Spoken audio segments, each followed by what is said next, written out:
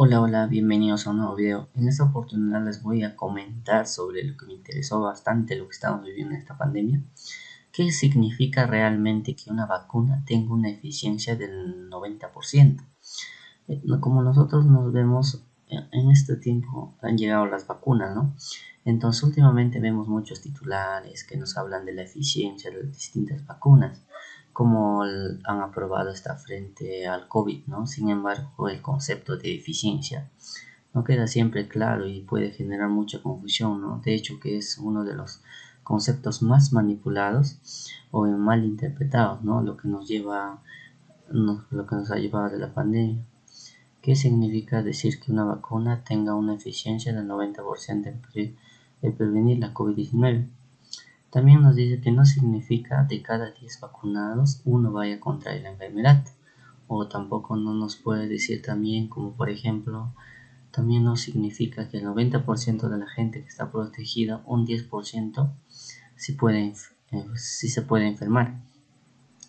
También nos muestra que significativamente esta enfermedad tampoco con las vacunas también no se puede controlar tanto que se puede dar, ¿no? Para entender mejor, les he creado un cuadro que nos explica paso a paso, ¿no? Cómo se calcula la eficiencia de una vacuna. Para ello vamos a tomar como ejemplo de Johnson, cuya eficiencia ronda el 66% con una sola dosis. ¿Esto qué nos muestra?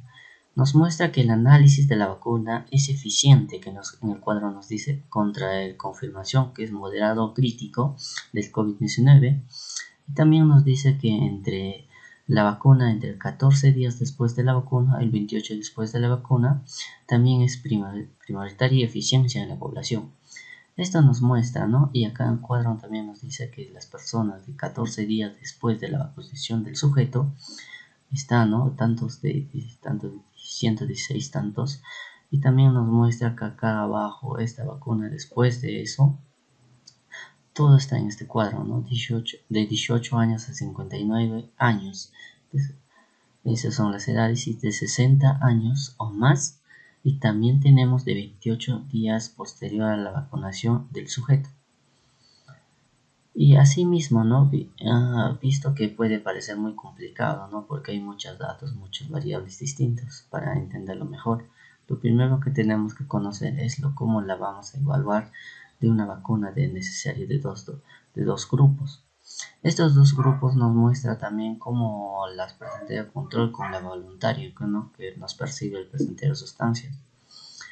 Este es uno de los datos y que nos puede dar, ¿no?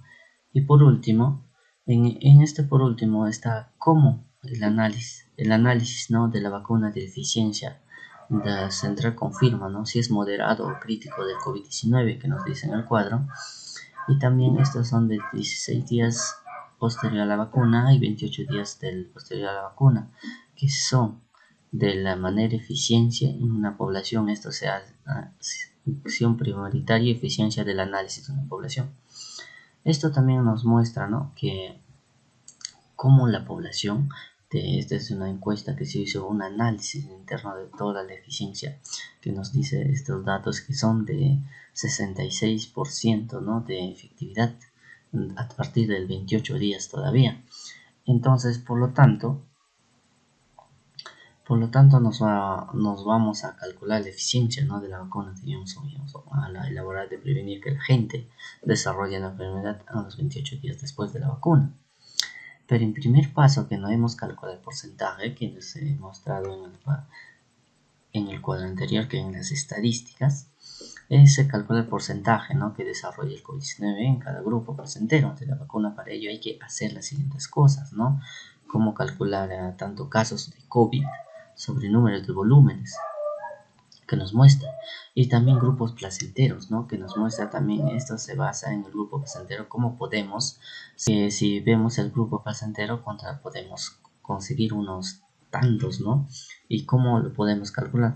Por lo tanto, el 98% de voluntarios a lo que se administraron el placentario, ¿no? Grupos de vacunación. Esto nos muestra una eficiencia, ¿no? De la vacuna. ahora con los datos que tenemos podemos calcular toda la eficiencia que queremos, ¿no?, de la vacuna. Para ello primero calculamos la diferencia entre el riesgo de enfermedad de COVID con los distintos grupos de los que nos dan, ¿no? Entonces, este es un dato interesante que me impactó bastante. Y cómo no. Y por último, les puedo comentar que hay que tener en cuenta que la eficiencia de la vacuna es de dato obtenido a partir de los ensayos clínicos, ¿no?, donde se hace la forma muy contratada. Ahora falta por evaluar de la protección que nosotros vamos a tener, obtención de la vacuna cuando se administre el mundo no real con una heterogeneidad de la población mucho mayor que nosotros tenemos, en condiciones con tanto controles, siendo que ser lo que conocemos efectividad de la vacuna, ¿no? También todo esto está en este artículo, me gustaría que lo lean y lo analicen. Este caso es importante y eso sería por mi parte y muchas gracias, ¿no? Nos vemos en el próximo video.